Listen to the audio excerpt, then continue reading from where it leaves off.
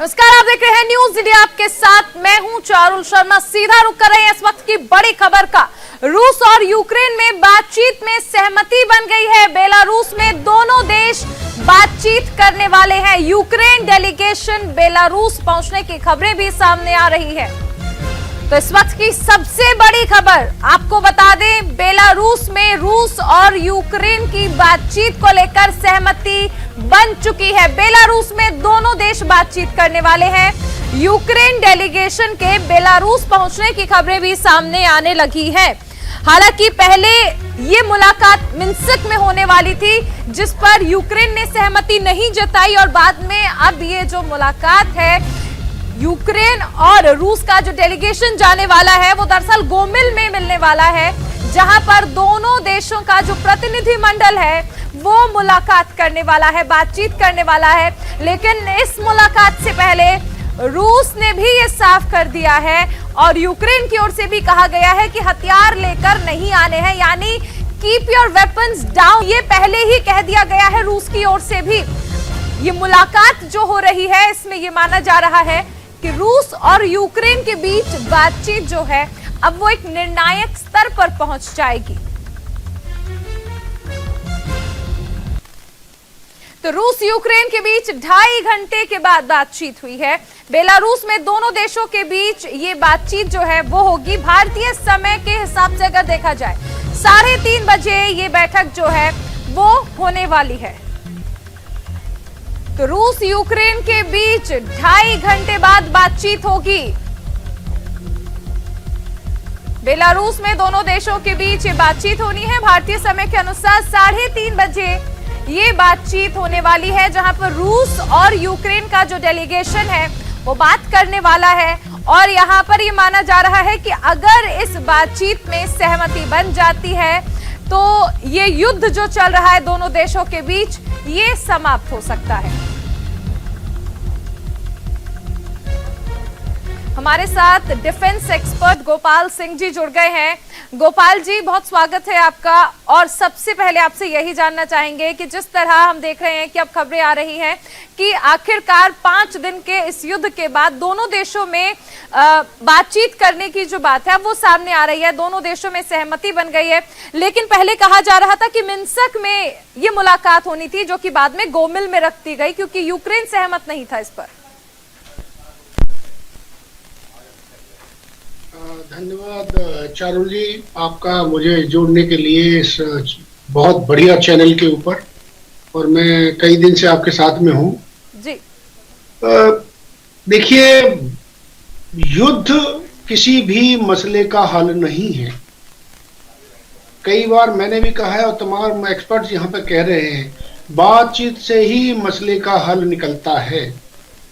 अभी आज यदि गोमेल में जो 3:30 बजे भारतीय टाइम के मुताबिक मीटिंग होनी है रशिया और यूक्रेन के प्रतिनिधियों के बीच में, उसमें क्या हो सकता है, और यदि मैं अपने रूप में उसको सामने रखना चाहूं तो सबसे बड़ी बात रशिया की तरफ से होगी कि आप सरेंडर करिए। नंबर 2, इस खून खराबे को खत्म करिए। नंबर 3, आप नाटो में जाने से इनकार करिए। नंबर 4, आप जो है हम आपको यानी अपने अंदर विलय नहीं करना चाहते। नंबर 5, इससे पूरे न केवल यूक्रेन के अंदर पूरे विश्व के अंदर इकोनॉमिक मार पड़ेगी। ये 5-6 चीजें जो है रशिया चाहेगा। लेकिन यूक्रेन क्या चाहेगा, जो मैं सोच रहा हूं, वो ये कहेगा कि आप हमारे उसमें हस्तक्षेप मत करिए, और हम नाटो के साथ में नहीं जाना चाहते। यदि ये आश्वासन देता है तो बहुत ही अच्छा होगा, और यदि ये आश्वासन नहीं देता है तो स्थिति और आगे गंभीर होने की संभावना है। लेकिन क्योंकि रशिया ने वॉर छेड़ा है अपने उद्देश्यों को लेते हुए, और यूक्रेन डिफेंड कर रहा है और उसके साथ में तमाम देश अभी खड़े हैं, लेकिन वो खड़ा होना उतना सुदृढ़ नहीं दिखाई दे रहा जिस प्रकार से यूक्रेन ने सोचा था। यदि वो सुदृढ़ता उनको दिखाई देती, उनको यानी प्रभुता और के साथ में संगठनात्मक सतर्कता और सहयोग दिखाई देता तो शायद ये नौबत नहीं आती। लेकिन अभी स्थिति यह है कि ये बातचीत में दोनों पक्ष, एक पलड़ा भारी करना चाहेगा, दूसरा भी अपने बराबर लेना चाहेगा। अब किस स्थिति में ये सुलझ करके आती है बात, ये तो 3:30 बजे की मीटिंग के बाद ही पता चलेगा। लेकिन इतना जरूर है कि बात से ही बात बनेगी, बात से ही युद्ध टलेगा, बात से ही हमारे विश्व के सभी लोगों के ऊपर प्रभाव कम होगा। गोपाल सिंह जी, जिस तरह इस मुलाकात से पहले रूस ये साफ कर देता है और क्लियर करता है कीप योर वेपन्स डाउन, यानी आप इस मुलाकात में हथियारों का इस्तेमाल नहीं कर सकते, हथियार लेकर नहीं आ सकते हैं। यूक्रेन को लगातार इस बात का एक शक है कि अगर यूक्रेन के जो डेलीगेट्स वहां पर जाएंगे मुलाकात के लिए, तो कहीं ऐसी संभावनाएं ना बन जाएं कि उनको वहां पर बंदी बना लिया जाए और उनसे साइन करा लिया जाए कि वो नाटो में प्रवेश नहीं करेंगे, या ऐसी बहुत सारी चीजें जो रूस चाहता है कि यूक्रेन उसके हिसाब से करे। ये तमाम चीजें ऐसी हैं जिसको लेकर यूक्रेन डर जाहिर तो कर रहा है, और इसीलिए कहा जा रहा है कि जगह जो थी जहां पर मुलाकात होनी थी उसे इसलिए बाद में बदला गया, मिन्स्क की बजाय गोमेल इसीलिए किया गया।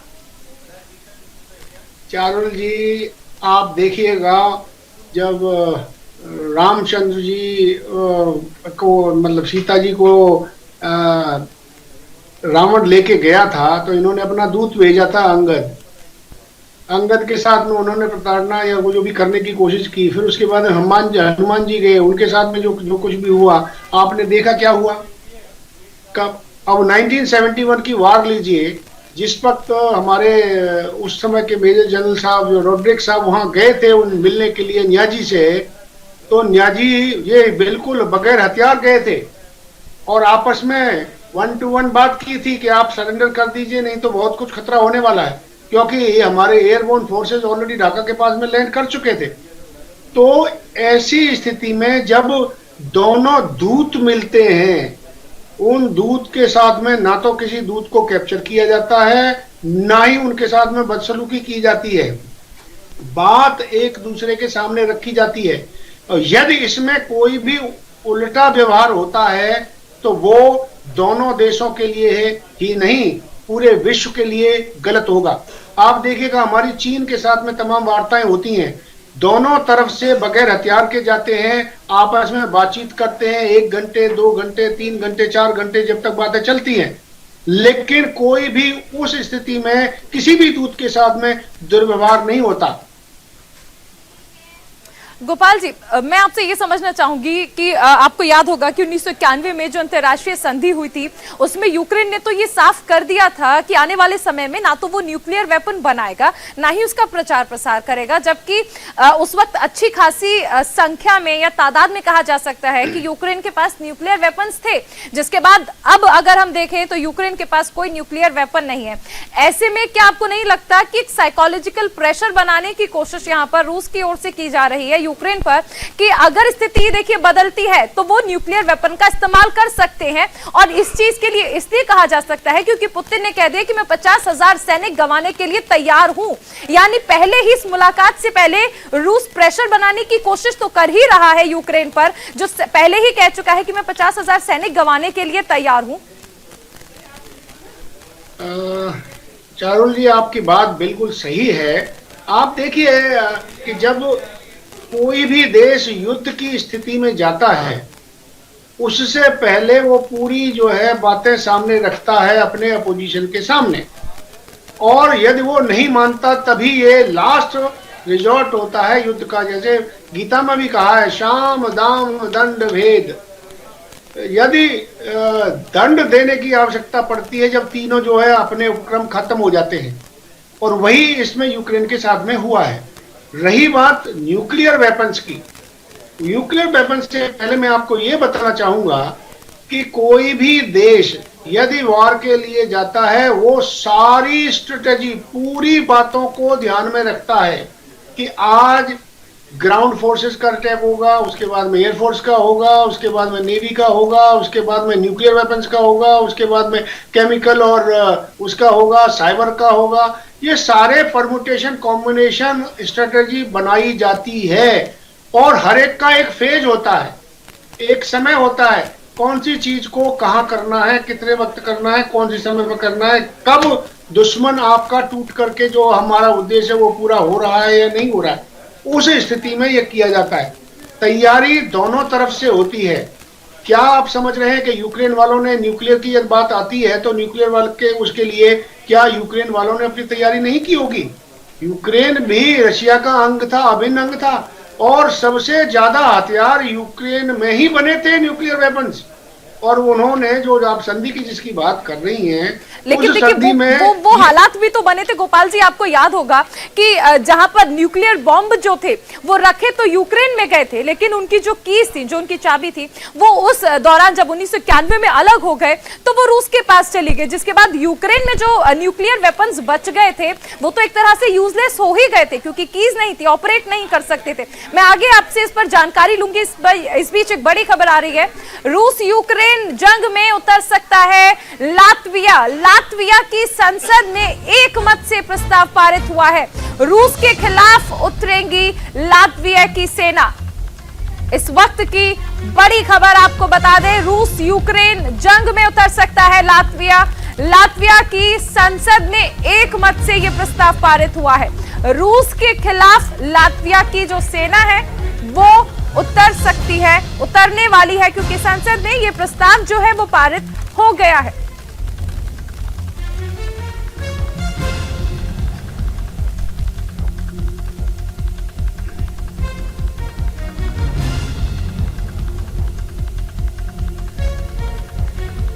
हमारे साथ डिफेंस एक्सपर्ट गोपाल सिंह जी जुड़े हुए हैं।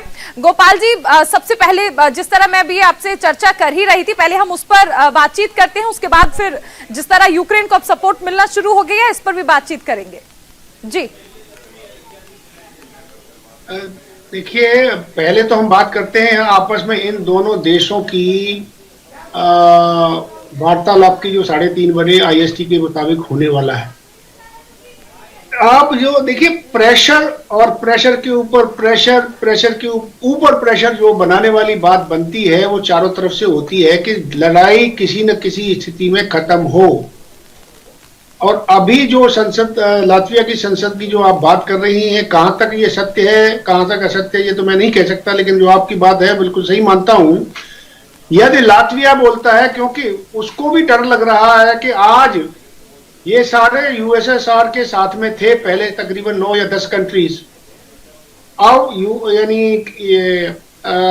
उनको ये भी डर सामने दिखाई दे रहा है कि यूक्रेन यदि भारत यानी उसमें रशिया के साथ जाता है तो उसके बाद में अगला नंबर मेरा।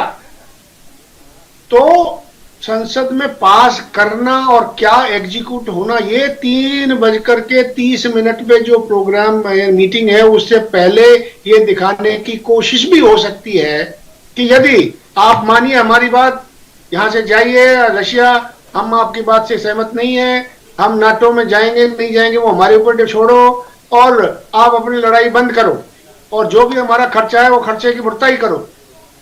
क्या होगा आगे वो तो आगे आने वाले समय बताएगा, लेकिन हर देश किसी न किसी रूप में कूटनीतिक तरीके से, राजनीतिक तरीके से, सामरिक तरीके से अपनी बात को रखने की कोशिश करेगा और कर रहा है। गोपाल जी, आप रक्षा विशेषज्ञ हैं, डिफेंस एक्सपर्ट जिन्हें कहा जा रहा है, मैं आपसे ये समझना चाहूंगी कि क्या आपको लगता है कि रूस ऐसे हालातों में जिस तरह वो बयानबाजी कर रहा है न्यूक्लियर वेपन्स को इस्तेमाल करने की, क्या ये प्रैक्टिकल तौर पर मुमकिन है कि जिस उकसावे में रूस ने युद्ध का ऐलान कर दिया, उसने जो जो बातें कही हैं अब तक, वो अपनी कथनी और करनी में अंतर लगातार दिखाया है। रिहायशी इलाकों पर उसने हमला किया, आम जनता को उसने निशाना बनाया, युद्ध का ऐलान किया, युद्ध लगातार चल रहा है। ऐसे में आपको लगता है कि उकसावे में आकर क्या वो न्यूक्लियर वेपन्स जो है उनका इस्तेमाल कर सकता है? क्योंकि उसने ये तो साफ कर दिया है कि नाटो या फिर कोई भी देश अगर सामने आएगा तो अंजाम बुरा होगा। सबमरीन्स की धमकी वो दे रहा है कि कितनी जल्दी से वो तमाम देशों का सफाया कर सकता है, और ये साफ कर चुका है कि अगर रूस नहीं होगा तो दुनिया में कुछ भी रहना मुमकिन नहीं है। देखिए, आपकी बात से मैं सहमत हूं, लेकिन बात घूम फिर करके यहां आती है किस उद्देश्य से रशिया चाहता है और कहां तक उस उद्देश्य को पूरा करना चाहता है। यूक्रेन कहां तक रुकना चाहता है, किस उद्देश्य से उसको कहां तक रुकना पड़ेगा, वो रशिया यूक्रेन चाहता है। उसके अलावा जो यूक्रेन के साथ वाले जो देश नाटो कंट्रीज और खासतौर से अमेरिका और ग्रेट ब्रिटेन, वो किस तरीके से इसको ट्विस्ट करना चाहते हैं, ये उनके ऊपर निर्भर करता है। रही बात, कहते हैं ना, भय बिन होय न प्रीत, भय यदि है तो दोस्ती जरूर आएगी, और वो भय इन्होंने दिखा दिया है। और भय इधर से आप रशिया दिखा रहा है, और आगे वाली कहानी उसके साथ में बाकी जो कंट्रीज है वो भी दिखा रही हैं। अभी एक मैंने ट्विटर पे या उस पर पढ़ रहा था थोड़ी देर पहले कि जो अमेरिकन वाइस प्रेसिडेंट हैं, उन्होंने बहुत कुछ बातें कही हैं, उनको मैं यहाँ नहीं लेना चाहता, आप खुद लेकर के आएंगी तब आप उसके ऊपर चर्चा करेंगे। तो कहने का तात्पर्य यह है कि हर जगह पर जो है अभी असमंजस की बात है। मैं थोड़ा वापस थोड़ा पीछे जाता हूं। जब वुहान से ये वायरस का चला था, सोच ये थी कि कम से कम इससे 2, 3, 4, 10, 100 करोड़ जो है लोग पॉपुलेशन मरेंगे। आज भारत यानी पूरे विश्व की स्थिति है, यदि पॉपुलेशन आप लें 780 करोड़ है, और ये मल्टीप्लाई कर रही है। कुछ समय के बाद में जमीन के ऊपर जगह नहीं होगी, चाहे आपस में लड़कर के मरो, चाहे नेचुरल उससे क्या बोलते हैं नेचुरल डिजास्टर से मरो, या किसी न किसी से एक तरह कभी न कभी कुछ न कुछ बात बन करके आने वाली है और आएगी। थोड़ी देर पहले किसी दूसरे चैनल पे नोस्ट्राडामस की बात हो रही थी कि नोस्ट्राडामस की प्रेडिक्शंस अब तक जो है तकरीबन 70 से 80% सही आई है। तो क्या ये वो समय उसके नोस्ट्राडामस की प्रेडिक्शन वाला भी आ रहा है क्या? लेकिन मुझे नहीं लगता कि अभी वो समय नहीं है। एक बार हो चुका, दूसरा होने वाला है, और तीसरा होगा क्या, ये हमने सबने सोचना है। और सोच करके जितने वो हमारा, तो हम बहुत कम, क्योंकि राजनीतिक क्षेत्र में हम है नहीं, हम उतना समझ सकते हैं जितना पढ़ाई लिखाई और अपने विज्ञान, अपने क्या नाम है सोच के मुताबिक ही हम बात कर सकते हैं। लेकिन जो देशों को चला रहे हैं, जो विश्व के साथ में मिलकर के सब विश्व के साथ में मदद करना चाहते हैं, या उनको हेल्प करना चाहते हैं, या उनके साथ में रह करके चलना चाहते हैं, वो अच्छी तरीके से ज्यादा जरूरी है कि दो देशों में इस वक्त लड़ाई छिड़ी हुई है, जंग चल रही है, 5 दिन हो चले हैं। ऐसे में अब कोशिशें करनी चाहिए कि ये युद्ध जो है वो किसी तरह से खत्म हो जाए, क्योंकि जान जिस तरह से जा रही है, एक वक्त आएगा जब दोनों देश साथ होंगे, लेकिन उस वक्त ये जान जो जा चुकी है, इन अपनों को उनके अपने नहीं मिल पाएंगे। आगे भी आपसे चर्चा जारी रहेगी। अब सीधा रुख करेंगे इस वक्त की बड़ी खबर का। यूक्रेन में यूएस का मिसाइल लॉन्चर सीज किया गया है। रूसी सैनिकों ने मिसाइल लॉन्चर को जब्त कर लिया है। इस वक्त की बड़ी खबर आपको बता दें, रूस और यूक्रेन युद्ध से जुड़ी हुई है। यूक्रेन में यूएस का मिसाइल लॉन्चर सीज किया गया है। रूसी सैनिकों ने मिसाइल लॉन्चर को जब्त कर लिया है। युद्ध का 5वां दिन लगातार यहां पर गर्जना जो है वो सुनाई दे रही है, लड़ाकों की, बॉम्ब्स की। सेना लगातार अटैक कर रही है। रूस और यूक्रेन एक दूसरे के आमने सामने हैं।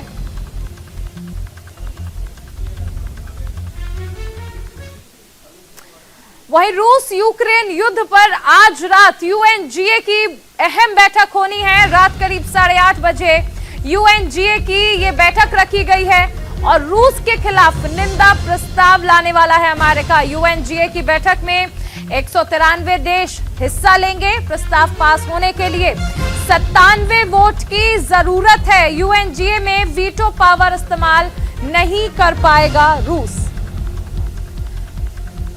हमारे साथ डिफेंस एक्सपर्ट गोपाल जी जुड़े हुए हैं। गोपाल जी, यूएनजीए की ये बैठक होने वाली है, 193 देश इसमें हिस्सा लेंगे। निंदा प्रस्ताव जो है इसमें रूस के खिलाफ पारित किया जाएगा। और सबसे अहम चीज है, देखिए बात कहां बिगड़ती थी, वीटो पर आकर, और रूस इसमें वीटो का इस्तेमाल नहीं कर सकता। देखिए, यूनाइटेड नेशंस जनरल असेंबली के अंदर ये बात सामने आएगी और निंदा प्रस्ताव रखा जाएगा, तो आप देखिएगा इसके ऊपर बड़ी चर्चा होगी पूरी। और चर्चा के अनुसार या चर्चा के द्वारा ये बात सामने आएगी कि देखिए, कोई भी राष्ट्र नहीं चाहता कि लड़ाई हो, और यदि लड़ाई होती है तो उससे कितना क्षति होती है उसको नहीं चाहता। लेकिन कुछ लोग अपना मत सब जरूर रखेंगे कि किस प्रकार से इसको शांत किया जा सके। आप निंदा प्रस्ताव का मतलब यह है कि आप जितने भर भी लोग 97 जिनकी आप बात कर रही हैं, यदि 97 से ज्यादा लोग या देश इसको निंदा प्रस्ताव में शामिल होते हैं और उसके पक्ष में बोलते हैं, तो इसका मतलब वो नाटो और जो तो बाकी कंट्रीज और अमेरिका के साथ में खड़े होकर के रशिया के खिलाफ लड़ाई लड़ने के लिए भी तैयार होंगे। मान लीजिए इसमें से 97 की अपेक्षा 193 में से मान लीजिए 40, 50, 60, 70, 100 या फिर जो भी किसी भी रूप से वो एब्सटेन करते हैं, वहां से निकल जाते, भाग ही नहीं लेते, वोटे की तरह बात करने के बाद वो निकल जाते हैं और वो 97 से नीचे हो जाता है, तो उस वक्त अमेरिका को मुंह की खानी पड़ेगी, नाटो कंट्री सारी ध्वस्त हो जाएंगी। और उस स्थिति में यदि ये इधर से अपने लेकर के सामने आते हैं और सब फिर भी यूक्रेन के साथ में खड़े होकर के मदद करने की और हर तरीके से करने की कोशिश करेंगे, फिर तो सामने लगता है कि नोस्ट्राडामस की प्रेडिक्शन बिल्कुल सही होगी, विश्व युद्ध होगा। लेकिन ये सारी अभी बातें जो चल रही हैं फिलहाल सिर्फ और सिर्फ ये है कि किसी भी तरीके से ये मसला सॉल्व हो जाए। गोपाल जी, भारत का लगता है कि क्या स्टैंड रहने वाला है? पिछली बार का जो निंदा प्रस्ताव था उससे भारत, चीन और यूएई ने दूरी बना ली थी, इसमें क्या लगता है क्या स्टैंड होगा अमेरिका का? आपको याद होगा पिछला बयान की क्वाड सम्मेलन में बातचीत की गई थी और यूक्रेन के मसले पर भी बातचीत हुई थी। इस बार क्या लगता है? क्योंकि देखिए दबी जुबान में तो ये लग ही रहा है कि भारत अपनी दोस्ती निभा रहा है रूस के साथ। देखिए, ये कहना उचित नहीं है कि भारत रूस के साथ में अपनी दोस्ती निभा रहा है। भारत को अपने हर देश का अपना इंटरेस्ट होता है, अपनी जो है क्षमता है, प्रभुता है, उसको देखते हुए कि विश्व के अंदर अब तक क्या हुआ है। यदि किसी ने 2 जूते मारे, 3 मार लिए, 4 मार लिए और 5 मार लिए, उसके बाद में क्या उसकी मदद करनी चाहिए? रशिया हमारा पहले से ही दोस्त रहा है, बाकी देश भी हमारा, पूरा विश्व हमारा दोस्त है, सिवाय पाकिस्तान और चीन के, जिन्होंने हमारे साथ में जो कर रहे हैं और करते आए हैं। लेकिन क्या ये कहना कि रशिया के साथ में भारत खड़ा होगा? भारत अपने स्वार्थ को लेकर के, पूरे विश्व के स्वार्थ को लेकर के खड़ा होगा और वो अब तक करता आया है और आगे भी करेगा। आपने अभी पिछली जो 2 मीटिंग हुई है प्राइम मिनिस्टर मोदी साहब की अपनी कैबिनेट के साथ में, उसमें जो बातें निकल करके पहले आई थी वो बिल्कुल सही तरीके से उन्होंने डिसीजन लिया। अभी आप यूनाइटेड नेशन सिक्योरिटी काउंसिल, उसमें वीटो पावर उन्होंने इस्तेमाल किया, भारत एब्सटेन किया। उसका कारण है, आप यूक्रेन को देखिए, यदि भारत को आज, भारत भी यूनाइटेड नेशन सिक्योरिटी काउंसिल में वीटो पावर के साथ में होना चाहिए था, लेकिन इसने उसके ऊपर भी ऑब्जेक्शन उठाया। 1998 में हमारा जो पोखरण का वो हुआ था, उसके अंदर हुआ है, कश्मीर के ऊपर उठाया। जब आप हमारे अंदर पीठ में छुरा घोंपते रहेंगे तो भारत क्या करेगा? भारत को तो वही करना होगा जो पूरे विश्व के भले के लिए हो, जिसमें यूक्रेन हो या रशिया हो या कोई और देश हो, और वो आज तक भारत करता आया है। और मुझे पूरी उम्मीद है कि भारत वही कदम उठाएगा जो पूरे विश्व के हित में होगा, न केवल अकेले भारत के हित में होगा, भारत भी वही कदम उठाएगा। गोपाल जी, आगे भी आपसे ये चर्चा हम जारी रखेंगे।